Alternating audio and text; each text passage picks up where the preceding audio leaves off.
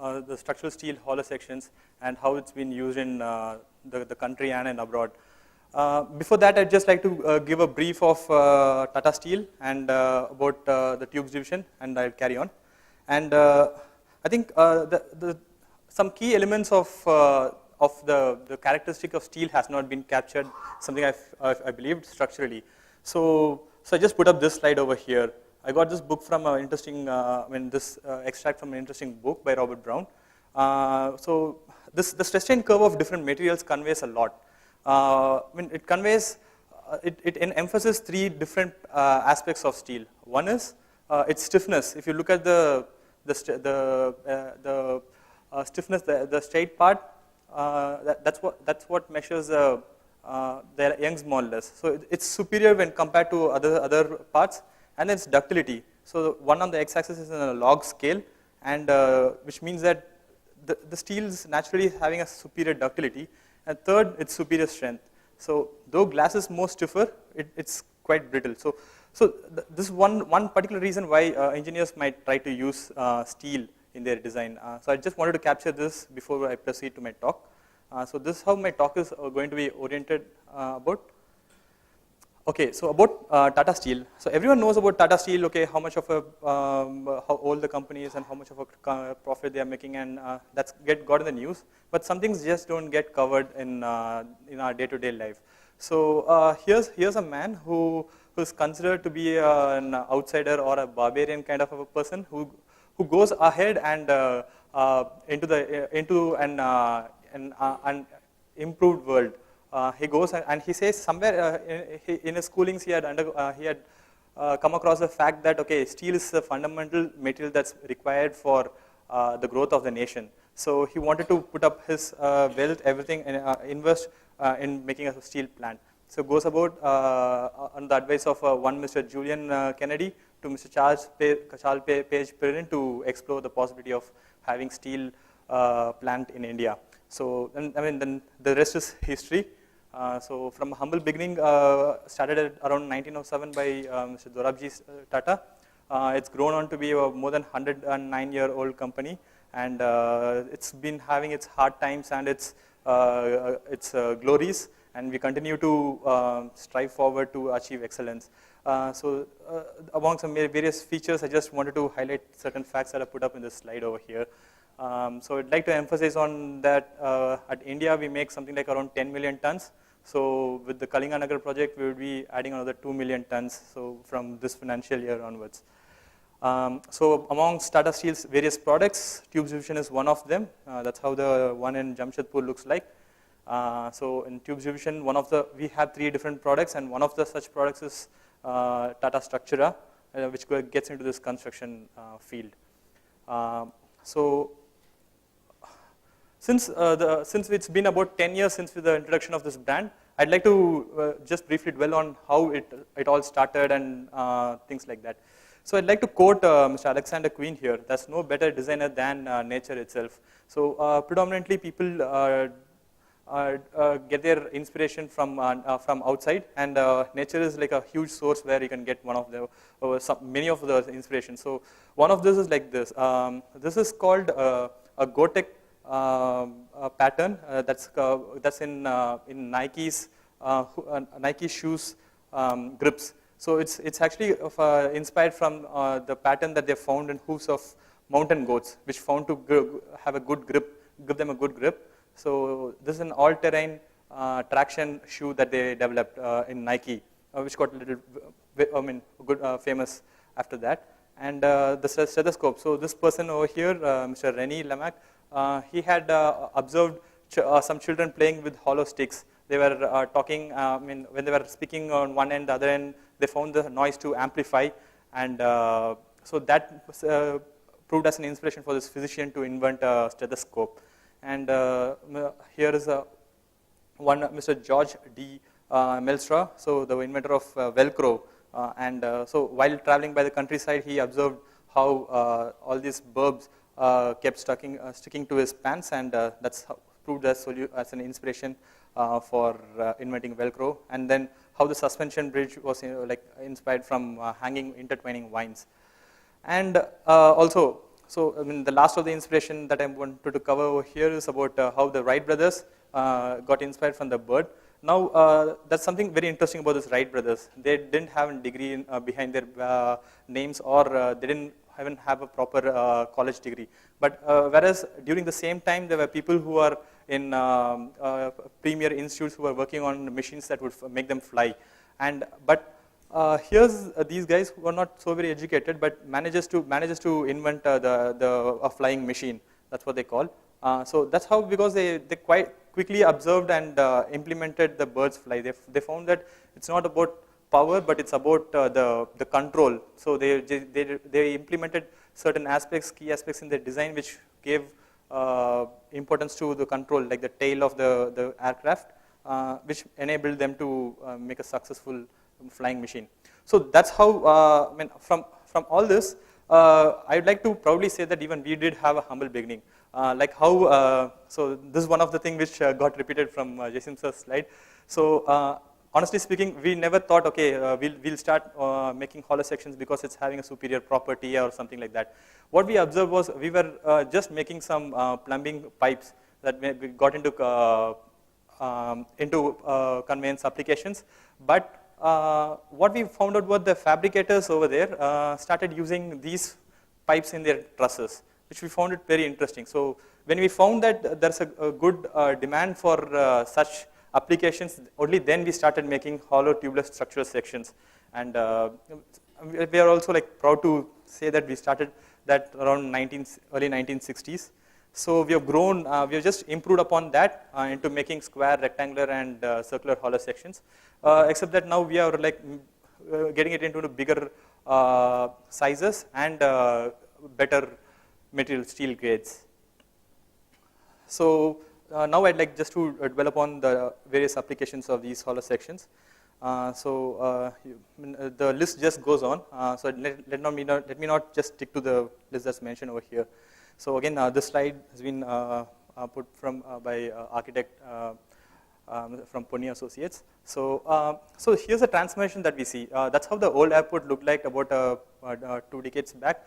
But so the new airport, it's quite transformed. It's transformed the airport and it's given a better elegance to the airport. So the steel over here has offered some shape, and which has given it a good ambience along with other architectural materials that's been added on to give it its beauty. And then here's another instance where in Mumbai airport, the steel has been used, bent into different shapes, and so it's very quite important that we focus on airports to create beautiful airports. That's because when a person from other country comes over here to visit, the first thing that they see is an airport, and the last thing they see is also an airport. So it gives a better impression, a good impression on to develop a good, beautiful designs for airport structures. And so while I was staying in Bombay, everyone knows the kind of rental that we have to pay for Bombay. So you have to stay about 20 kilometers from where you have to work. So which means I had to take a train travel for 20 kilometers to reach my office. So though the journey is hard, but on every day, but the thing that kept me going also is one of these things. So on the way, I just come across these structures along the Vashi to Thane line. And I just highlighted only one here. There are a couple of other structures also. So it's such a very beautifully designed structures that you just can sit in that place and just gap at it for about a day or so. Like, at least as an young structural engineer, I used to admire the brilliance of the engineering that's gone into this. So this is a Turbe railway station, a pretty long span structure, and the person has created, used up the folded plate theory kind of a thing, where the plates are formed by trussing elements. So quite a very innovative way by which they had used this steel hollow sections over here. And then, on the same line on the Vashi, you can find this Raghulila Mall. Now, this mall serves a purpose. It's a public space, and a lot of people gather during the weekends. And this also, like, so when you enter into it, you can't help but just looking at the structure for about 5 minutes at least. And when I did meet the engineer who designed it from Geodesic, so it was quite interesting to to talk to these people and to find out how they really design these structures. And so the another footover bridge that's in Dispur. So here's another bridge that it's not in India. It's in Spain, in Sevilla, and it's a footover bridge. So there's a paradigm that I found over here that's quite very interesting. I mean, a bigger tube is being formed by weaving the smaller tubes together, and I mean, such concepts just interested me, and I thought I'd share it along with you. So there are other interesting skywalks that we have built in. We have supplied materials for, and they're getting built in Bombay. And so another interesting applications that we can notice is in solar support structure. So the kind of growth that we are aspiring, like 100 gigawatt kind of a growth, so that would probably consume about 50 lakh tons of steel. So I mean, that's quite a huge number, and I think we'll have to even, if after all we are going to talk about it, we will have to even talk about the mounting structures. That I think one of my friends is going to talk next about this solar support structure, so I'll leave it to him.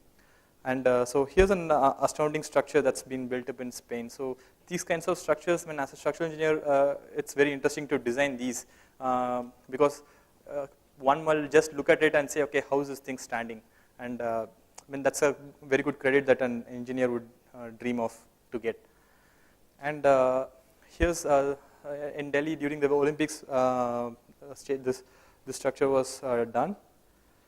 And this is an indoor stadium. And here, I mean, I found that the brilliant use of, I mean, there's no diagonal, but the top and bottom cars are just connected by straight lines. So it's like a Virindal truss for a long spanning, and I thought it was quite interesting to share. So we did have a pretty long span structures being built in our country also, like this one in Sai Ram Engineering College. It's about an 80-meter span designed by late Mr. Narendra Kumar. So I'd like to also pay a tribute to him by putting on this work of his in the slide. So this is again done by Global Structure Consultant, and it's called an exhibition center in Surat, quite long span, and brilliant use of lattice structure. So what the other possibilities, like aircraft hangars, need not just be a portal frame shape. You can even have a shell kind of an arrangement over here, which would probably reduce the material to a large extent. And so here's another interesting application which we found. Predominantly these structures used to, these are conveyor galleries. Conveyor structures used to be built in using open sections, H and I sections, but here the engineers at FL Smith found good use of hollow sections over here, probably having a superior wind resistance, and due to this shape geometry, it's having a superior axial and flexural capacities, which made it give a savings of about 20% weight in steel while designing using hollow sections. And here's also another interesting thing. So this was done by, I mean, part of it was done by Pennar and part of it by Interarc at Gulbarga, and there's one more structure at Ravan. It's about a 90-meter span structure. So it's all because of the good use of the material by engineers who have used it, like how Veerappan sir and Balasubramanian sir are pioneers who started out with using these hollow sections. So I'd like to pay tribute to the engineers who found good use to the structures over here. And it was quite fascinating to see even Jason sir's different applications of the hollow sections. So this is an interesting thing. I'm having a promotion of myself over here. It's a 100-meter span a space frame kind of a shell structure that I found in Jamshedpur. And when I spotted it, I couldn't help myself but to take pictures. And it's even more fascinating to see that those balls, the ball and socket arrangement, the balls are about 15 kgs, and it's not quite easy to lift it even. So it's very fascinating to see like thousands of such balls hanging in the air supported by a structure.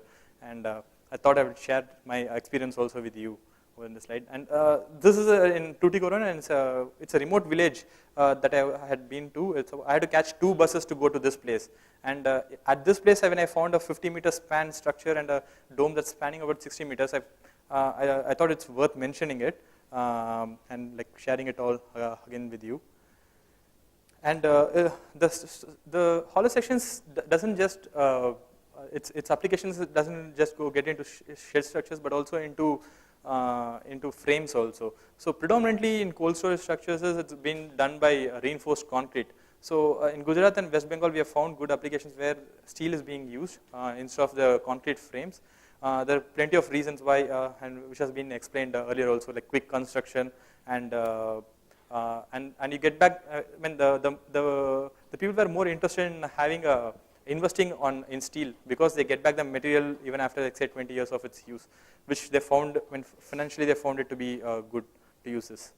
And this another interesting place where I found it's an in construction and work by architect Gopakumar, so in Cochin. So he's building a beautiful home. I wish I could get some photographs once it's done, and I bet it will be beautiful, look beautiful once it's done. And here's another interesting construction that's coming up in Cochin. So it's like truly living up to the expectations of what's given in our tagline, like shape of things to come.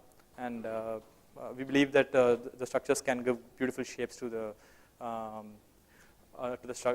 entire structure. And this is what I feel would be about.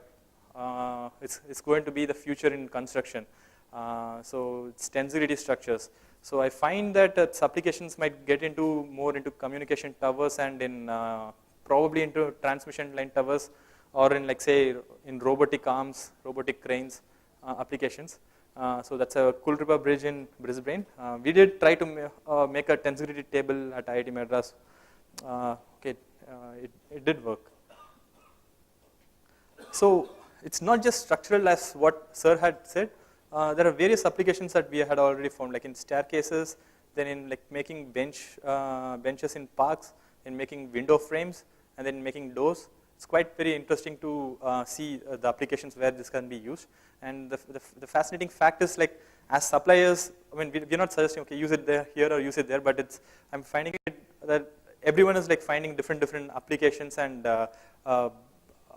it's all in the betterment of the usage. Yeah.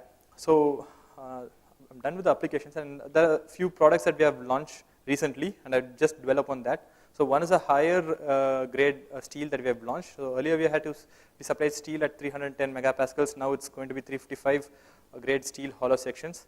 So its tensile strength is going to increase 15%. And here's a study that we did for a spilling mill in Surat, where we substituted instead of a 310 grade, we made a 355 grade. So what we found was around a 12% increase. I know many firms over here would give an arm and a leg to get a savings of around 10%, anywhere near 10%. So I believe the new grade of steel would bring in good economy to the entire system. So the next thing is something which I've been hearing also from different people, architects and engineers. So this is something new. We have developed a microalloy steel, which is partly fire resistant. So by fire resistant, we mean that its fire resistant ratio is going to be around 0.5. So under 2 hours of fire at 600 degrees centigrade, it can withstand the loads by its yield strength just dropping by 50%. And that's what it means when we say a fire rating of 0.5 means.